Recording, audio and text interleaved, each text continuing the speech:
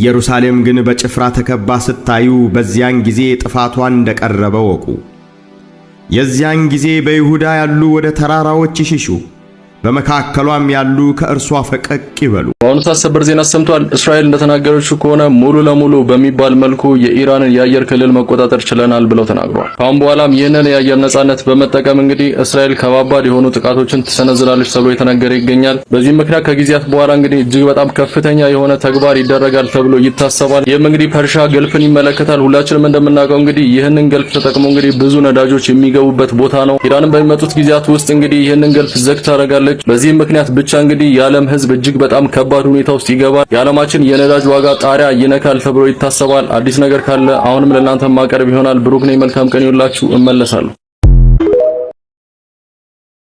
የኢራኑ ጠቅላይ ገዢ አያቶላ አሊ ካሚኒን በመግደል ዙሪያ ላይ የወጣ ፕላን አለ። ያን ፕላን ደግሞ የዩኤስ ፕሬዝዳንት ዶናልድ ትራምፕ ሪጀክት አድርገውታል እየተባለ በስፋት እየተወራ ነው። ማለትም እስራኤል በኢራን ላይ ጥቃት ከሰነዘረችበት ቀን ጀምሮ ከአርብ ጀምሮ ማለት ነው። እንግዲህ የተለያዩ የዜና ምንጮች እየዘገቡት ነው። ለምሳሌ ሲቢኤስ የአሜሪካው የዜና ምንጭ፣ ቢቢሲ የብሪቲሹ የዜና ምንጭ፣ ከዛ በተጨማሪ ደግሞ ሮይተርስ ዘግቦታል። የእስራኤሉ ጠቅላይ ሚኒስቴር ቤንያሚን ኔታንያሁ ከፎክስ ኒውስ ጋር ቆይታ አድርገው ነበረ። በዛ ወቅት እንግዲህ ዜናውን ሲያሰራጩ ከነበሩ የዜና ምንጮች መካከል ሮይተርስ እንዲህ ብለዋል ተብለው ተጠይቀው ነበረ። ምናሉ ሚለውን ባጭሩ ልገራችሁ። እንግዲህ 3 የዩናይትድ ስቴትስ ኦፍ አሜሪካ ባለስልጣናት ለሲቢኤስ አንድ ነገር ነግረውታል። ያ ነገር ምንድነው? የዩኤስ ፕሬዝዳንት ዶናልድ ትራምፕ ከእስራኤሉ ጠቅላይ ሚኒስቴር ቤንያሚን ኔታንያሁ የቀረበለትን ፕላን የኢራኑን ጠቅላይ ገዢ አያቶላ አሊ ካሚኒን በመግደሉ ዙሪያ ሪጀክት አድርጎታል የሚል ነው። ይህንን ደግሞ ዘገባ እንደገና ቢቢሲ ዘገበው። ቢቢሲና ሲቢኤስ ደግሞ ፓርትነር ናቸው። ምንም እንኳን የቢቢሲ የብሪቲሹ የዜና ምንጭ የፐብሊክ ምንጭ ቢሆንም ወይም ደግሞ የመንግስታዊ የዜና ምንጭ ቢሆንም እንዲሁም ደግሞ ሲቢኤስ የሚባለው የዩናይትድ ስቴትስ ኦፍ አሜሪካ ራሱን የቻለ የግል የዜና ምንጭ ቢሆንም እንኳን በፓርትነር እንደሚሰሩ የሚታወቅ ነገር ነው። ከዛ በተጨማሪ አንድ የዩኤስ ባለስልጣን ደግሞ እንደገና ምን ለሲቢኤስ ምን ሰጥቷል?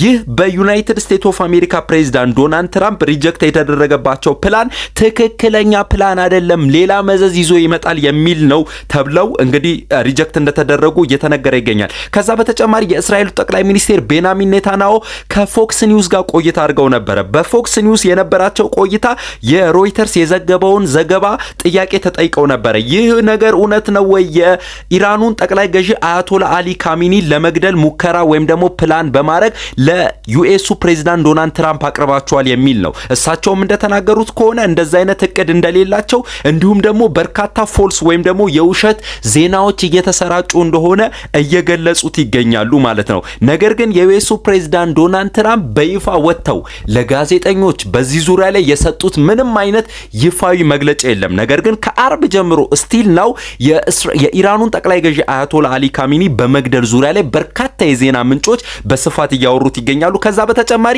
የእስራኤል ሌሎች ኦፊሻሎች ወይም ደግሞ ባለስልጣኖች የኢራንን የፖለቲካል መሪዎችን የመግደል ፕላን እንደሌላቸው በዚህ ሰዓት ላይ ፕላናቸው የኒውክና እንዲሁም ደግሞ ሌሎች የሚሊተሪ ፋሲሊቲዎችን ማውደም እንደሆነ ተናግረዋል። የእስራኤል ጠቅላይ ሚኒስትር ቤንያሚን ኔታንያሁ በትዊተር ፔጃቸው ላይ ነገር አጋርተው ነበር። ያጋሩት ነገር ምንድነው? የቴህራንን ወር ደግሞ ኢራን ውስጥ የምትገኝ የኢራን ዋና ከተማን አየርን ሙሉ በሙሉ የእስራኤል ኤርፎርስ ተቆጣጥሮታል፣ ደግሞ በእስራኤል ኤርፎርስ ስር ነው የሚል ነገር ነበር ያስተላለፉት። እንግዲህ ከባለፉት 2-3 ቀናት ውስጥ እንግዲህ በኢራን ውስጥ የምንመለከታቸው ኤር ስትራይኮች እየተካሄዱ የሚገኙት በእስራኤል ጀቶች ወይ ደግሞ በእስራኤል ኤርፎርስ ነው። እንደተነገረው ከሆነ ቀድመው የሞሳድ ኤጀንቶች ቀድመው ቴህራን ውስጥ ደግሞ ኢራን ውስጥ በመግባት የተለያዩ ኤር ዲፌንሶችን ዲሴብል በማድረግ የእስራኤል ጀቶች እንደልባቸው እንዲፈነጩ እንዲያደርጓቸው ተነግሯል። እንግዲህ ዛሬ በሆነ በአንድ ኤርፎርስ ቤዝ ተገኝተው ነው ቤንያሚን ኔታንያሁ ይህን መልእክታቸውን አስተላልፈው የነበረው ከፓይለቶቹ ጋር ጎን ቆሞ። ከጀርባ የምትመለከቱት የእስራኤል ኤርፎርስ የሚጠቀምበት F-15 F-15 የሚባለው የአሜሪካ ስትሬት ጀት ነው እና to some extent yes የእስራኤል ኤርፎርስ ተቆጣጥሮታል የኢራንን አየር። በዛው ልክ ደግሞ የእስራኤልን አየር ማታ የኢራን ባሊስቲክ ሚሳይሎች ተቆጣጥሮታል። እንግዲህ የእስራኤል የኤር ዲፌንሶች በደንብ ያደረጉት እንደነበረው በደንብ በአሪፉ ኢንተርሴፕት ያደርጉ አይደለም። ኦቨርዌልምድ ወይም ደግሞ በብዛት በሚተኮስባቸው ሚሳይል ግራ ተጋብተው ነው ይባላሉ ኤር ዲፌንሶቹ እንደዚህ አክቲቭ ያልሆኑት። አንዳንዶች ደግሞ ሚሳይል ጨርሰዋል ኤር ዲፌንስ ሚሳይሎች የሚላለ ለማን ቪዲዮ ነበር በትዊተር ላይ እየተሰራጨ የነበረ የእስራኤል የራሷ ኤር ዲፌንስ የራሷን ቦታ የራሷን ሚሳይል ማከማቻ ቦታ ሲመታ የሚያሳይ ማለት ነው። እንደዚህ ማልፋንክሽንም እያደረጉ ነው። ብቻ ያው የእስራኤል ኤር ፎርስ የኢራን አየር ክልል ተቆጣጥሮታል። እንደኔ የስ እንደናንተስ? ኢትዮጵያ የትራምፕ አድሚኒስትሬሽን ውስጥ ከሚታገዱት አዲስ 36 ሀገራቶች ውስጥ እንግዲህ አንዷ ልትሆን ዳር ላይ የደረሰች ይመስላል። ትላንትናው ዕለት የትራምፕ አድሚኒስትሬሽን በአዲስ ሁኔታ እንደገና 36 ሀገራቶችን ደግሞ ባን ለማድረግ ወደ አሜሪካን እንዳይጓዙ ለመዝጋት እንግዲህ እቅዱ ቀርቧል ማለት ነው። በ2 ወር ጊዜ ውስጥ ይሄ ነገር ተግባራዊ ሊሆን ይችላል። ነገር ግን ከ36ቱ ሀገራቶች ውስጥ በሬድ ካታጎሪ፣ በኦሬንጅ እና በቢጫ ካታጎሪ ተከፋፍለዋል እነዚህ ሀገራቶች።